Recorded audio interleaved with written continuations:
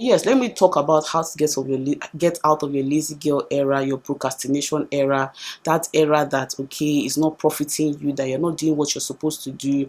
You are barely getting by, because the truth is that you are barely getting by. You can do so much more. How many of you have been told like, oh, you're living below your potential?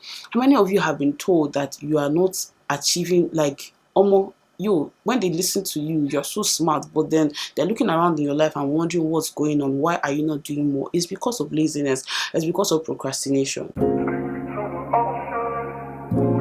Hey guys, hey fam, what's up? Welcome back to a new video. So Toyin Kelechi Mozi here, aka Soti Baby Sodi Mama Sodi Special. What are we talking about today? We're talking about laziness, okay? How to overcome laziness. You guys, and procrastination. You guys, this is one of the things that has plagued me for a long time, because I'm somebody that works well under pressure. I feel like that's such a lie from the pit of hell, but I do work well under pressure. I'm able to do things last minute and do them well.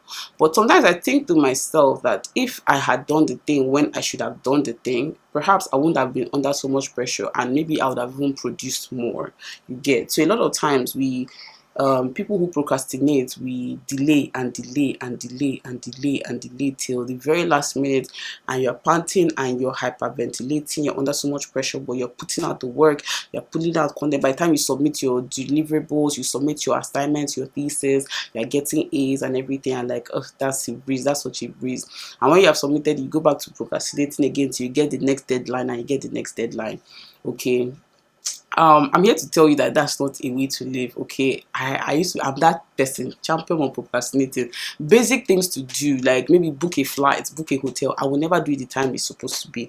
I will never do the thing I'm supposed to do the time. Let me not say never. I used to not do it when I'm supposed to do it. Okay, I will wait till like maybe the early bed time has passed or something has passed. Like if I encounter one small stumbling block, okay, assuming like I encounter the fact that there was no network when I was trying to pay for the flight, or I needed my bank card and my handbag is in my room and I don't want to go and get it. That's how I'll forget about it for like 3 days, 4 days before I now check again and the price has increased or something has happened. There's always a consequence, you guys. It doesn't look like it, but there's always a consequence for laziness and procrastination. Let me tell you for a fact. Okay, even if it doesn't look obvious, there's a consequence. And the truth is that, especially if you're in the workplace, you're a mom, you're somebody that has responsibility, there are people that are watching you and taking note of some of these things. Okay, if people are not watching you, God is watching you, but there are people that are watching you and taking note of these things. It is important to always do things when they're supposed to be done,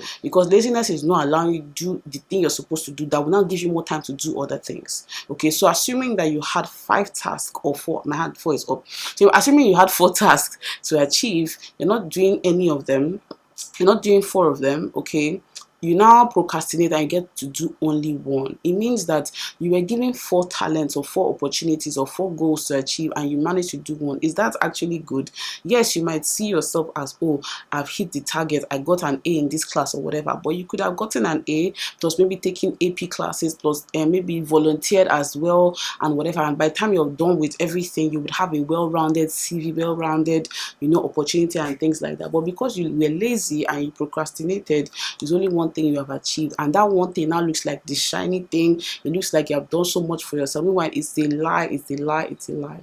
So yes, let me tell you how to get out of that. I'm learning this myself, so this is just us discussing. Okay, you can add your own in the comment section. I would love to hear what you have to say. If you have been able to overcome laziness, if you have been able to overcome laziness and procrastination, please let us know what your steps are and how you dealt with it in the comment section.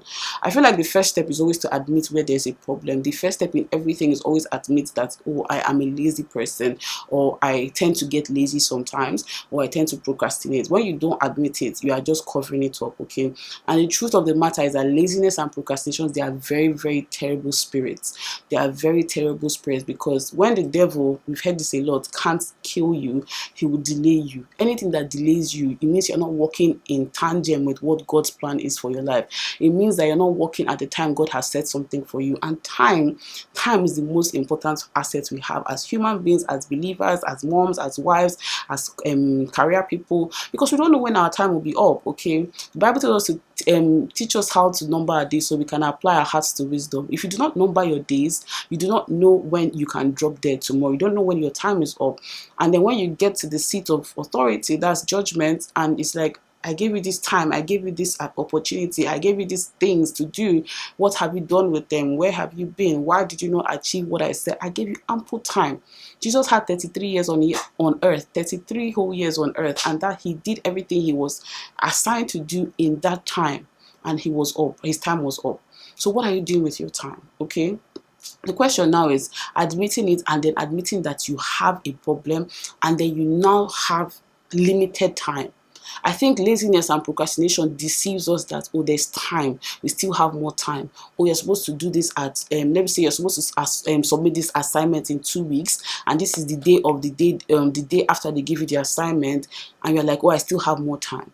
The truth is that we overestimate the time we have. By the time life happens, by the time you're busy, by the time other things happen, you're not able to achieve what you set out to achieve in that time frame. Okay, you don't have as much time as you think you have. So you have to manage the time. And how do you manage the time in practical terms? I think one of the easiest ways is to have to-do lists, or have reminders, or have, goals set out every week, every month. I used to do this a lot before, but I don't know what happened. I'm going to get back to it. But have targeted goals, specific goals that you must achieve, okay? And maybe give yourself a reward after. Okay, I have to do 4 things today. If I do this, I can watch 1 episode of my favorite show. I can do this. As opposed to watching your favorite show the whole day, then now using 1 hour to do what you have to do. I don't know if that relates to anybody. You just get into that funk, and then you just decide that, okay, I'm just going to watch Netflix for the whole day. I'm going to read a book for the whole day, whatever the case may be. And then when you now realize, oh, I have a deadline tomorrow, and you're not putting yourself under pressure to get that deadline done. Okay, if you can do what you have to do, then give yourself a reward after. That would be good for you. I hope that makes sense. So to-do list and then reward after. The second thing I would say is have accountability. Okay, have accountability. If you're someone that is lazy or procrastinates a lot, you know for a fact that nobody knows what you are doing. Okay, you just seem busy all around. People just see you doing things, little of nothing, and it looks like you're busy. But if you have an accountability partner, if you have somebody you can speak to and admit that, okay, I need to finish this at this time, make sure that I've done this at this time. Okay, somebody you respect, your partner, your husband, maybe your parents or your boss at work or your work friend or whatever, to say, okay, this is my goal for this time. I need to be responsible for this. So when you submit yourself to authority, to responsibility and accountability, it makes it easier. And over time, you get used to it. I remember when I was doing my dissertation, my master's dissertation, and I struggled with that because it looked like I had 4 months to write 10,000, I think it was 20,000 words, I can't remember. And I was just philandering. And I spoke to my pastor then, Pastor Ikena, and told him that, okay, I'm struggling because thesis, you have nobody you're reporting to. When you're a child, you're coming home every day after school, your parents are checking your homework. When you're in secondary school, you have teachers. But once you mature and become an adult, there's less supervision on your life. You're allowed to do whatever you want to do. So that was all happened to me during my master's, and I struggled with that. Although I had meetings with my supervisor, it was not every day. Okay, it was like once a month or something, and then I can fabricate anything. I can tell him, okay, I've done this, I've done that. Okay. So I spoke to Pastor Ikena. He told me, okay, the problem I have is accountability. And he told me every week I should submit the X number of chapters I've done, my research, my plan, my map, and all of that. And I was doing it. Thank God for pastors that take interest in the life of their congregation, in the lives of their congregation, because he put extra interest in me, and I was submitting this work, and it helped me. Okay, it helped me be accountable. It helped me know that I had somebody I had to show my work every time, every 2 weeks or so. I can't remember how many meetings we had, and by the end of the day, I got a merit in my thesis. Okay, I probably could have even done better, but I got a merit in my thesis. So this is the point I'm making. Have somebody that you are, accountable to, and all of that.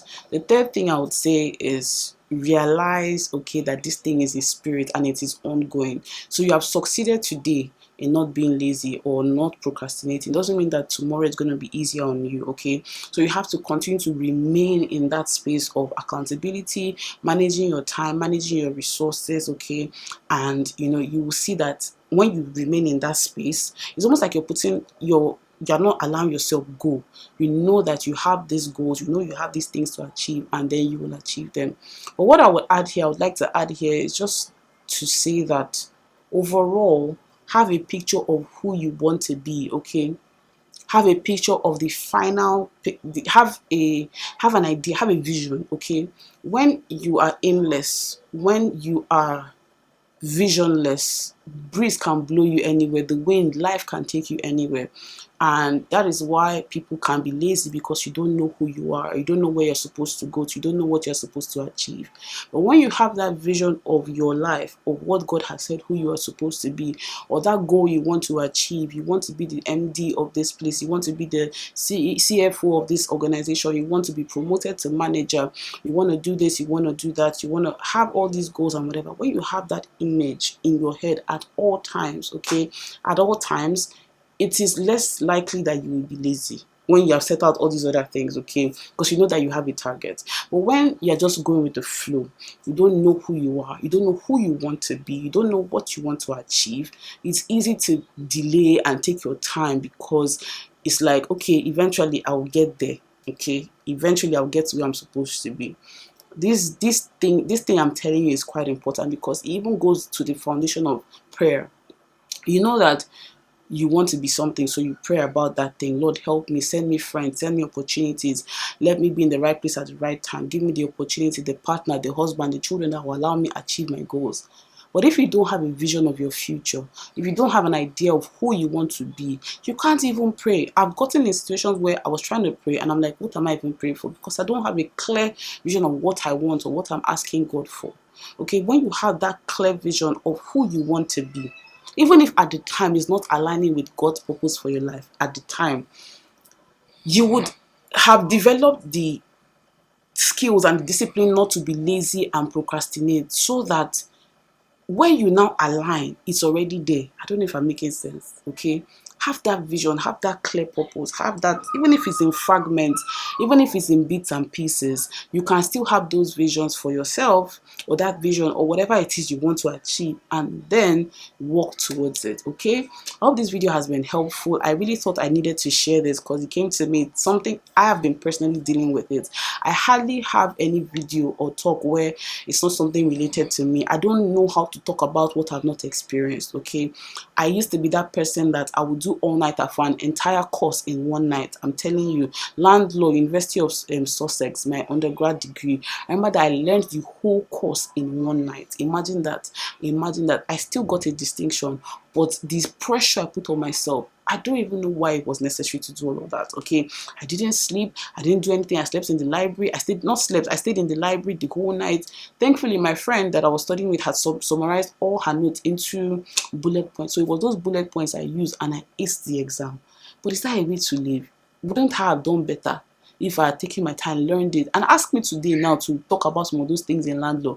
I've forgotten most of them because it was cramming. I just crammed and regurgitated it and poured it out. Did that benefit my life? Probably not, okay? It's not a way to live. It's not a way to live. It's not sustainable. It's not a way to have long-term lasting impact, okay? Laziness, procrastination, they are not your friend. It's not something you should be proud of. It's not something you should be excited about. It's something that you should work on and fight, because it is war. It is warring against your destiny. Laziness wants to snatch your destiny from you. You have YouTube videos to edit, but you're watching Netflix, you're doing something else. You have videos to film, but you're not doing what you're supposed to do because something else is happening out there, whatever. You are not focused, and the reason why you're not focused is because you're not even seeing yourself as that big YouTuber, as that big lawyer, as that big, mother that has children that people are like, wow, how did you raise your kids? If you have that vision of yourself and know where you are going, it will not take anything for you to stand up from your bed and say, today I'm having cramps, I'm not feeling good, I'm not going to delay, I'm going to edit that video. When I finish, I will not take a break, okay? Have that vision for your life, know where you're going, and I know for a fact that there will be change. You will see change. So I hope this video has blessed you. I hope you learned something from it. I will see you in my next video. Leave me your comments, like I said, in the comment section. Let me know what you think about this topic, and we'll catch you guys later, okay? Bye.